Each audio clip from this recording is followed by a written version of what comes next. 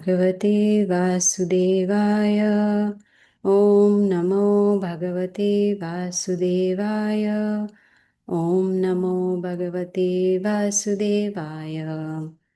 Reading from Bhagavad Gita as it is, chapter number 18, text number 1. Arjuna Vacha Sanyasyasya Mahabaho Tattvam Ichhami Vedutam Tyagasya Cha Rishikesha Prithak Keshi Nishudana. Translation by Srila Prabhupada. Arjuna said, O mighty armed one, I wish to understand the purpose of renunciation or tyaga and of the renounced order of life or sannyasa, O killer of the Keshi demon, master of the senses. Om Agyanatimirandasya Gyananjana Shalakaya Chakshurunmanitam Yena Tasmai Shri Gurave Namaha.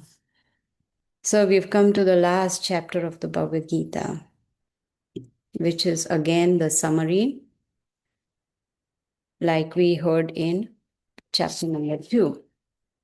So the few verses that we are going to cover today, 1 through 12, Krishna is going to explain to Arjuna a summary of chapter 3 and 5, which is Karma Yoga, action in Krishna consciousness.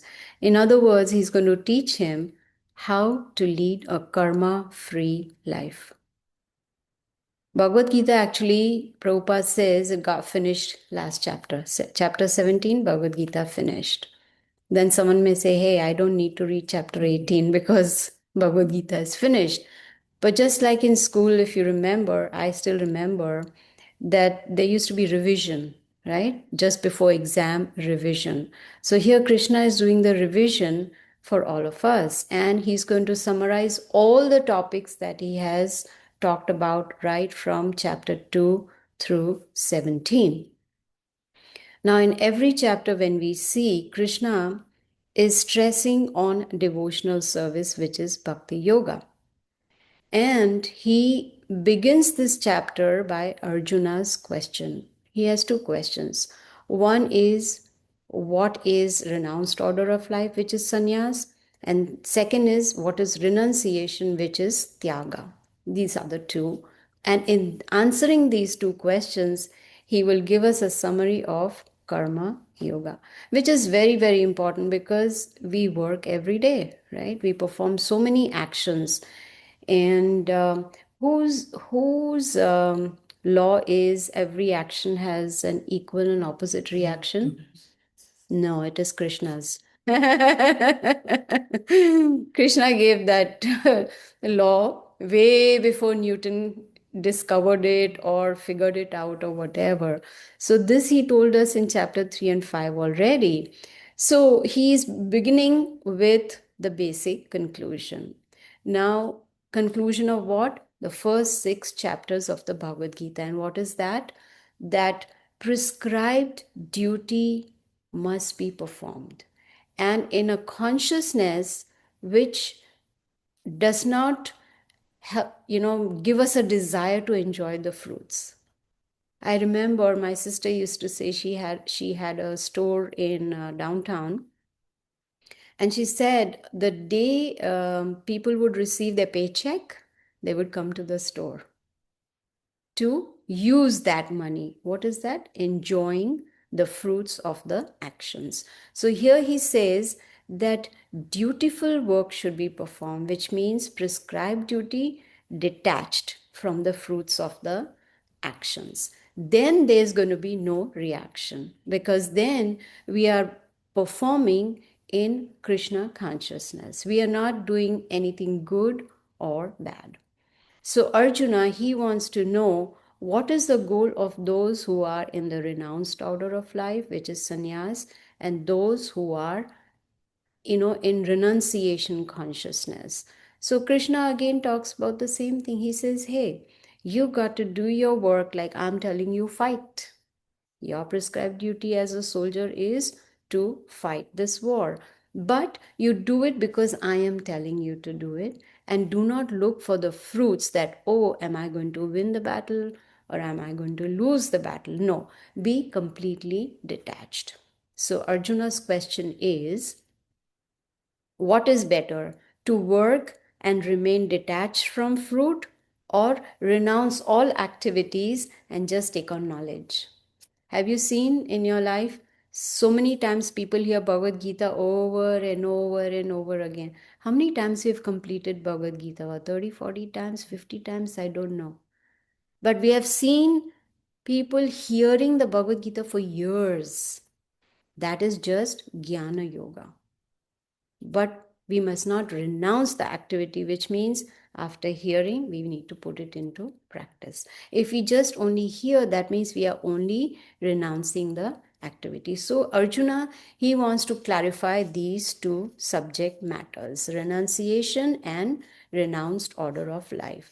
So, Krishna says that the wise people, I'm giving you knowledge which the wise people also believe in, which means he's not saying it's just me, but great sages, saintly people, they all talk about this. They say that the sannyas is renouncing materially motivated activities. Does anyone go to work and not expect a paycheck? I don't think it ever happens. No one works for free, right? Yes. Oh, you are a sannyasi. Be prepared. Pradeep, sannyasi in your house. You're happy. Very good state of consciousness at this age.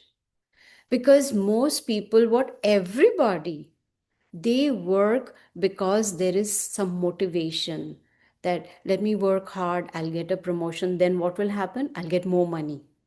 And what will that lead to? More enjoyment. Like I can buy a new iPhone, I can buy a new Apple Watch. Oh, that's very, very what piddly or whatever, like very little. But think big. Then I can go for a vacation to Hawaii. No, think more big. I can go to Australia for vacation, right? Because there is now some motivation that if I earn more, then there's going to be more sense enjoyment. But here Krishna is saying sannyas or renounced order means renouncing materially motivated activities. And tyaga, renunciation, is renouncing the fruits of those activities. Now, that doesn't mean that I work hard for 1 month, I get a paycheck, and I return it back to the boss. Tyaga. I'm returning it back because I don't want it, I want to renounce. No. Tyaga means renouncing fruits, which means using what we have earned in Krishna's service. Whether it is distributing books, distributing prasadam, giving Bhagavad Gita classes, whatever it may be, it is for the pleasure of the Lord. That is Tyaga. Now, Krishna says renunciation in the scriptures is based on three material modes. What are those material modes? Goodness, passion, and ignorance. And he also says this is one sentence which Guru Maharaj used to talk about practically in all his lectures. And that is Krishna tells Arjuna the acts of sacrifice, charity, and penance should never be given up. Never be given up. Sacrifice, charity, and penance.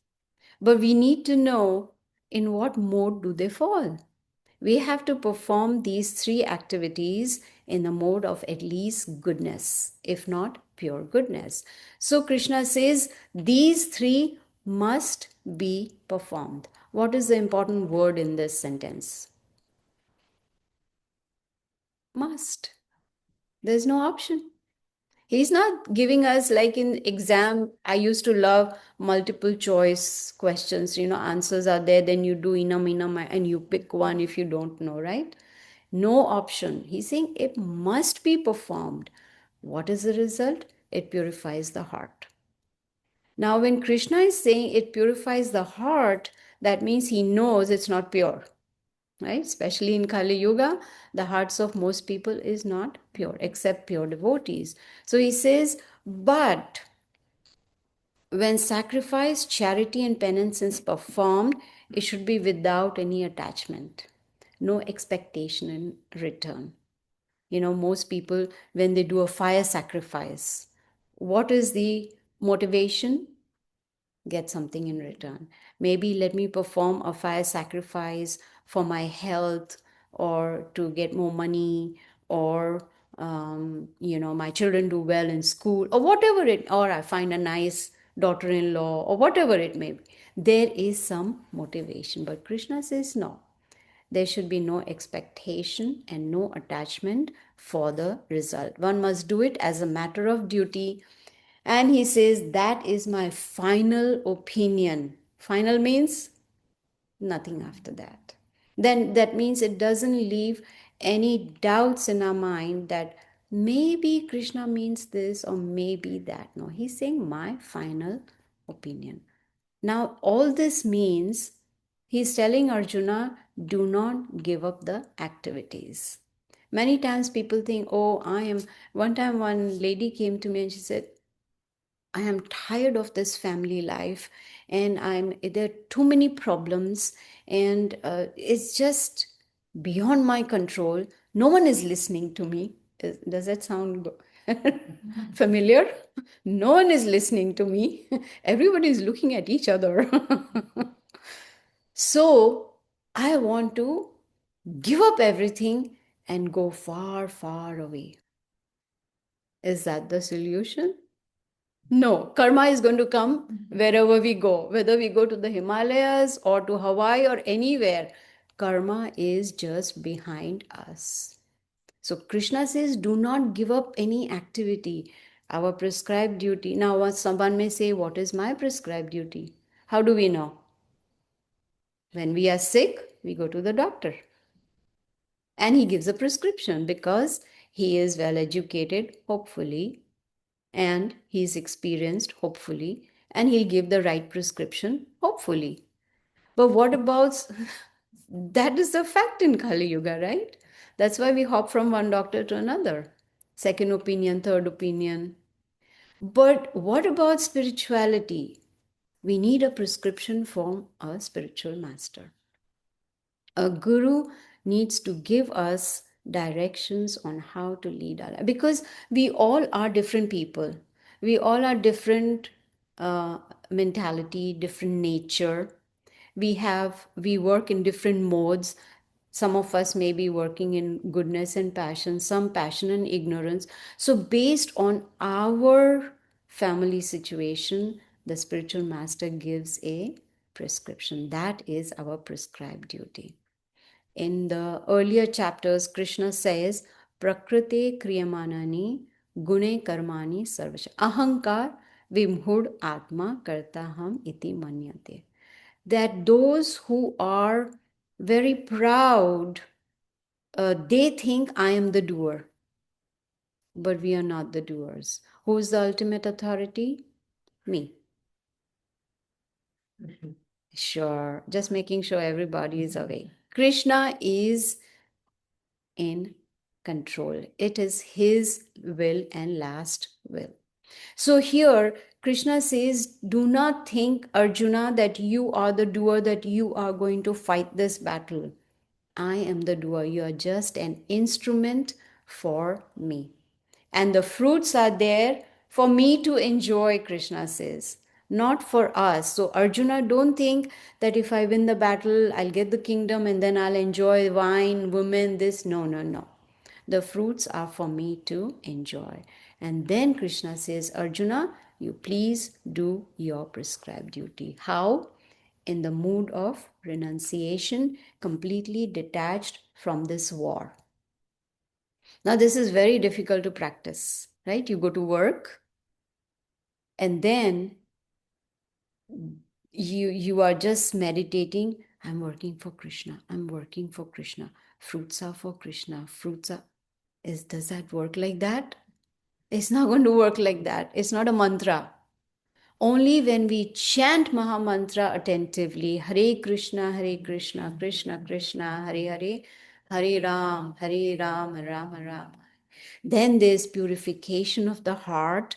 Then it is automatic that we are doing our prescribed duty, completely detached, not wanting to enjoy the fruits of our activities.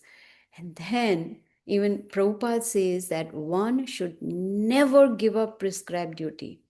Never. Because that will lead to reaction. Not doing anything also leads to reaction. Because when physically we're not doing anything, mind is still working. Right? Mind is still working.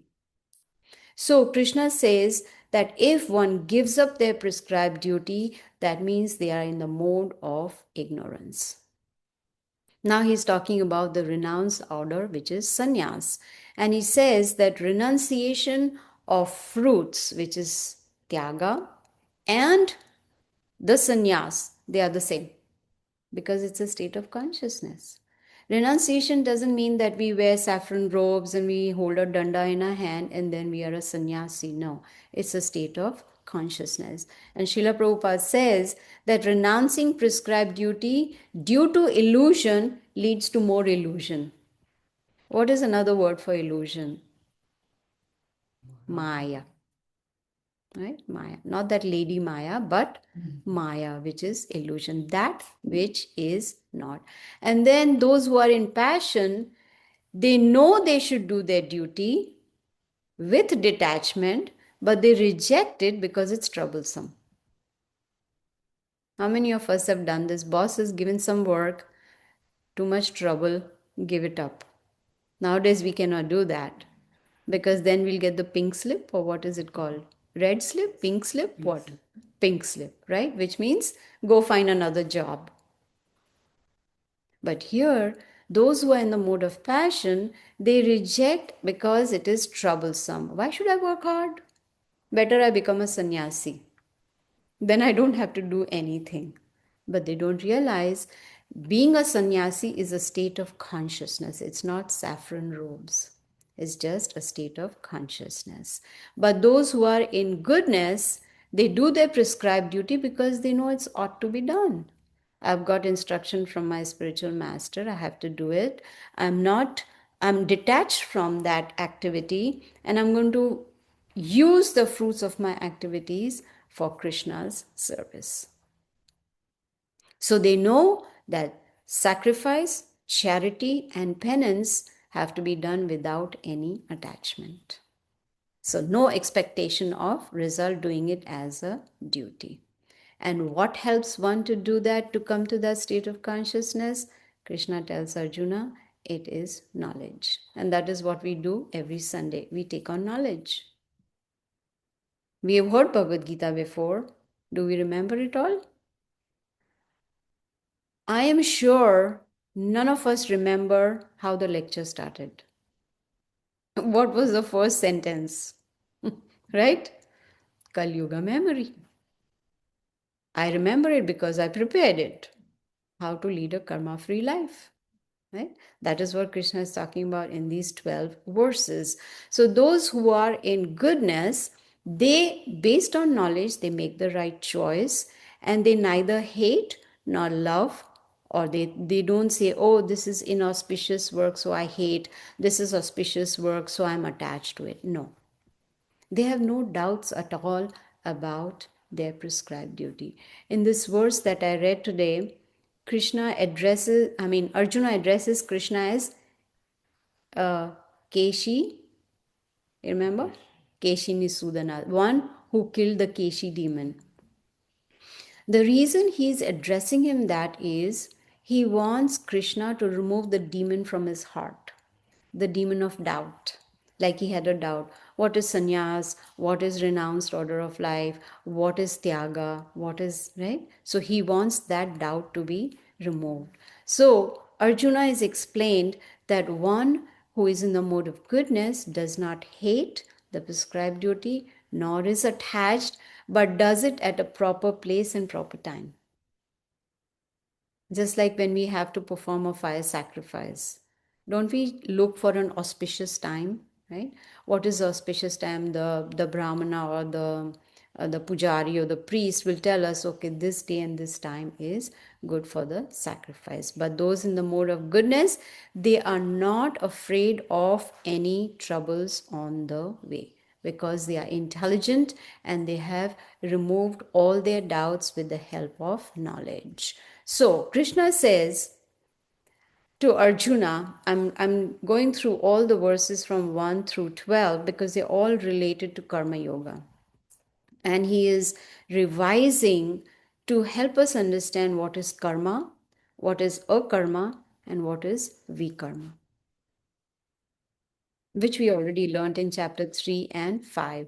So he says that it is better to renounce the fruits of action, then a person is truly renounced.